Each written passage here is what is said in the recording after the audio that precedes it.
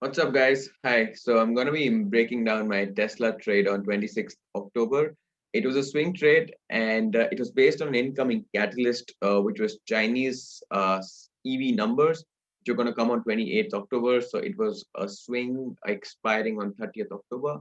It was an out of the money call option, and I'll be telling you the reason why I took the trade and what possibly went wrong in the trade. And I actually made a couple of mistakes, which I would like to tell you, and I'd like to share that how I identified them as mistakes and how you could potentially avoid them in the future and make your trades better. So that was the trade idea, and I'll show you. So I'll try to explain why I stuck to my plan even if it went against me, and I had strict areas where I would be looking to exit the trade, and there were strict areas where I would be looking to add into my trade. And that particular thing I messed up a bit, and I kind of violated a rule, and that was due to recency bias, and it's a very common bias that traders usually have. So let's straight jump into the trade idea, the trade setup, and how I executed, where I made mistakes, and what can be learned from that. So this is the chart. Just a second. So this is the setup on Tesla. So this is a 15-minute chart, and I was wanting to play a positional swing play. So let me give you the background of what actually happened the previous days. So you can see this big flush on Tesla right here off the open from 22nd of October, and that was because China, some of these Chinese built Teslas, which were built from the Shanghai factory, actually were recalled. And they were recalled because of a technical problem. So, them being recalled was a negative, very negative thing for Tesla, and the stock just flushed and it again gapped down. So, it took good support at 407.83 levels. So, you can see this particular low.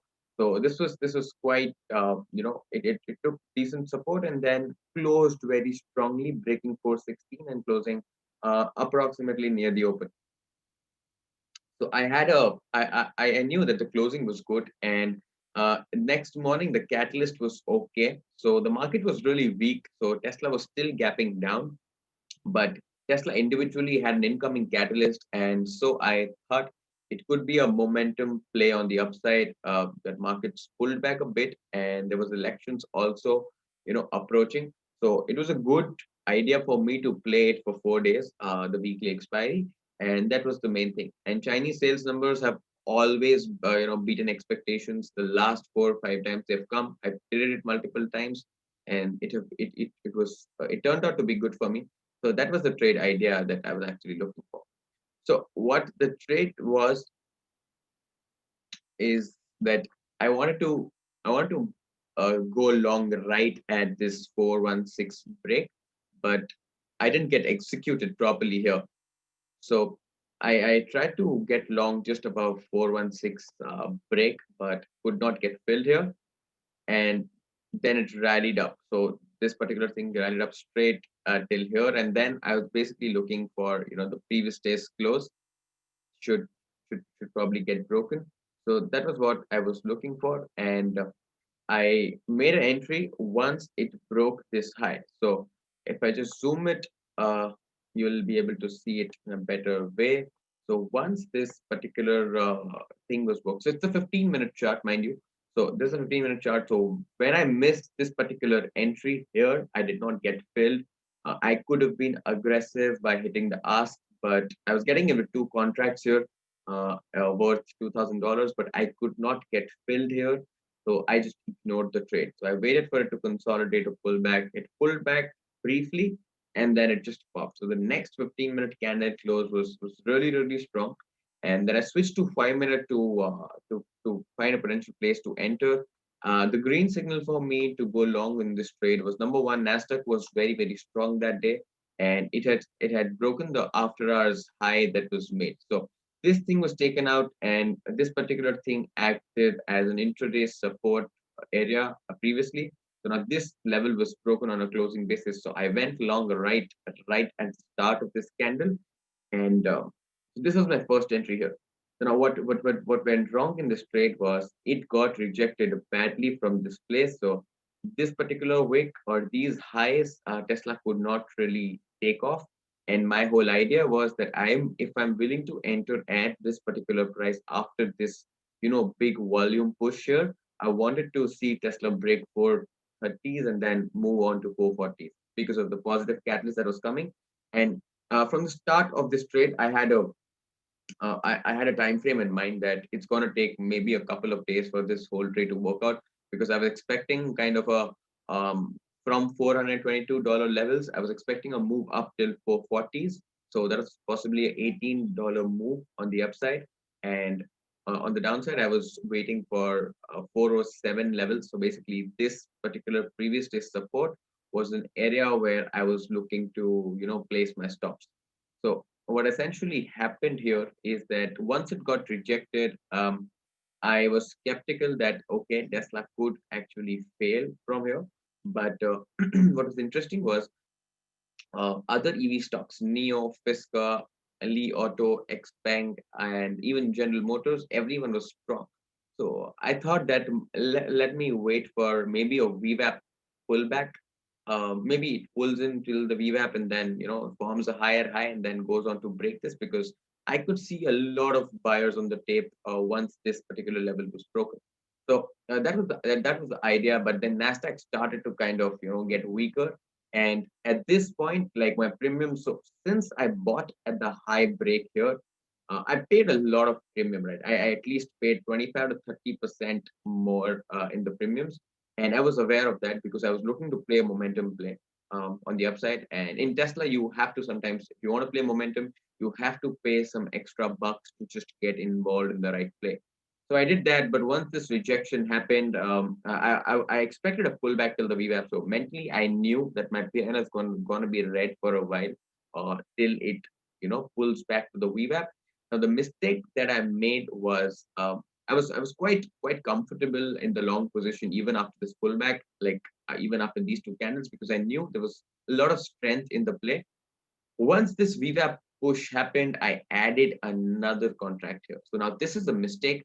I was looking to add only at this break. So I wanted the strength to continue around the 425, 426 levels. Like I wanted this to break properly and then add, and kind of impulsively and kind of having a bias because this similar thing happened in Zoom day before. Zoom did a similar structure, pulled into the VWAP and then bounced. It made a very big breakout candle. And I saw a similar thing happening in Tesla. The tape was really good. There were buyers holding the bids. But when I added right at this particular point of time, I kind of averaged my position, and that the reason for that averaging was I usually only layer my positions or I only add when my position is a winning position. But here, since this candle after the 15-minute close, I realized this is a indecision and a reversal kind of a it's indicating bearishness here, and it is clearly not indicating bullishness. So I basically wanted to add more at the VWAP pullback just to get more value out of my position, but this was a mistake. I should have waited till here, and kind of that bias for a delivery expectation beat from Chinese sales numbers forced me to do this. So now I'm into two lots with an average price of $10. I'll be showing you the executions. But what happens next is this. So once it broke the VWAP, so now my reason to sell, one of my reasons to sell is a VWAP break on a closing basis, and this particular thing had happened. But I kind of stuck to my position. And the reason for that was I had a stop of $408, as I told you. So just below this, 407.50s, I had a stop. And the reason for that stop was very obvious. It took support right here. And you could see a very good spike in volume around this level. So there was some buying interest here. And I would not want to be exiting the trade after such a premium hit. So I was expecting, my mental stop was a break of day low, and my hard stop was a break below 407.80s. So at this particular point, my PNL was red, and I was down 20 to 30%, I think, on my investment here. but I knew for the fact that if Tesla has a good positive catalyst, it could be bought up by the end of the day. So I held into my position, and I understood my trade idea that I will only get out once this is broken, because if I'm looking to trade a break above this, it could potentially bounce from this level, consolidate, and then move up. So I was looking at that, and then it started to make some indecision candles here. So that I was expecting that after these dojis it should push up now, but there was weakness in Nasdaq. So basically, I knew it was a positional trade. I understood the risk, and I had set my stop losses, and then I was just waiting after each 15-minute candle close what the stock is doing. So again, it tried to consolidate here, and then this is the place where I got really, really I had to think about my position because my position was bleeding. Like my option contract was down 45%. So I had $2,000. I think I had a $2,000 position, and it was down $700 or $800 because the premium took a big hit because I bought literally at the highs, and it came back down all the way to 4 tenths. So it actually fell 3.5%, and I was not expecting this. But still, my stop was 50% of the thing, because in swings you have to sometimes hold on to a position longer than you anticipate, because you don't really want to be caught into that premium flush that's happening, and there is a IV skew also that happened. So I was mentally prepared that okay, I'm willing to take a loss only if it breaks 40780. That's how it will break the structure. So I, even after seeing my PNL being blood red, I kind of ignored that, and I was like, okay, let me stick to my plan. And then this bullish engulfing candle happened, and this happened with decent volume. So now I thought of adding to my position, but then I again stopped. So I did not make another mistake of adding more size, even if the trade was not working exactly how I expected it to be. So my only place I decided to add would be a break of 428. If it happens today, tomorrow, day after, whatever day it happens, I'm gonna play a 428.50 break only, and I'm gonna be adding more size to that. But before telling you like what happened next to the trade, I would want to tell you like how important this particular trend line just coming from the top is, and that was potentially an area where I wanted to go long above the break of this particular area. So this is the day where I entered into this particular position, and you can see this. So this particular trend line has is a steep trend line coming from the last swing high, and it kind of respected this thing really well.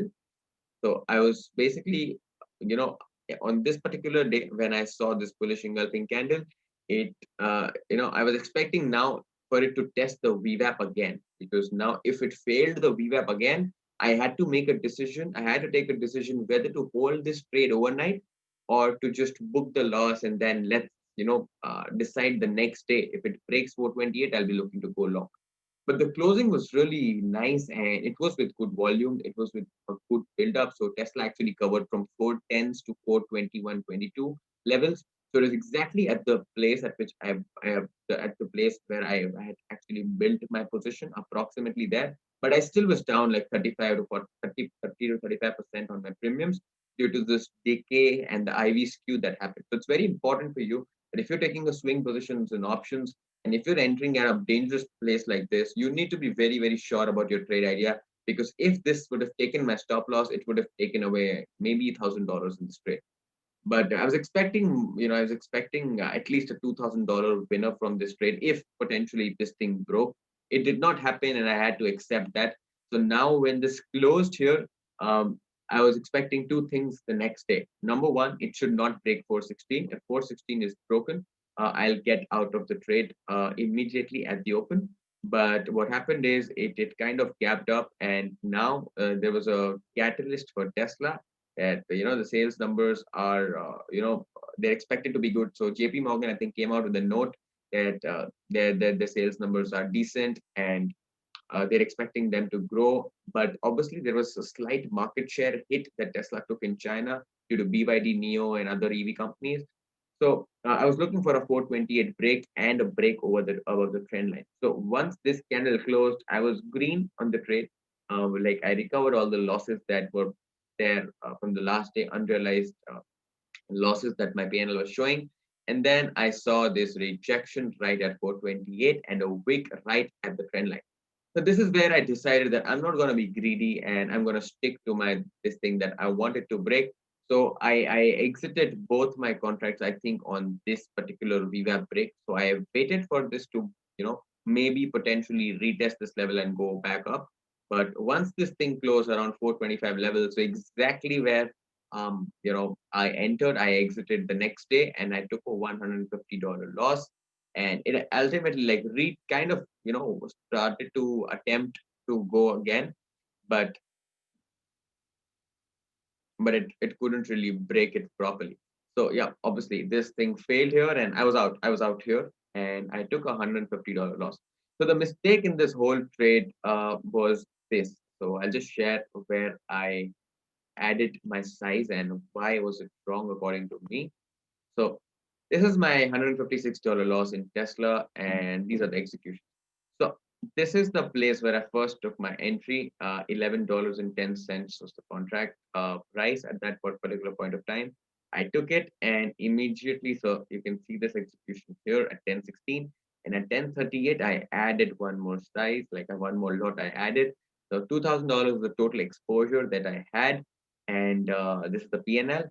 So $156 was, so it's a combined PNL of both the days, because if I only take 27th, it would have been a profit of, I think, $300, because on a day-to-day basis, it was a profit because I had been in a loss on 26th of October.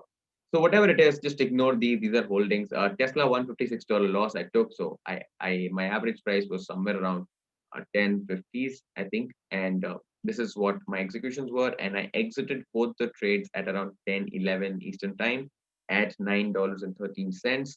So basically took $150 combined loss on both the contracts. So it's still acceptable for me.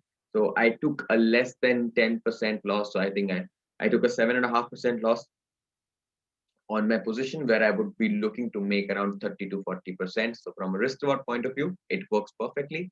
And yeah, so it was a losing trade. It was a red day recap for me.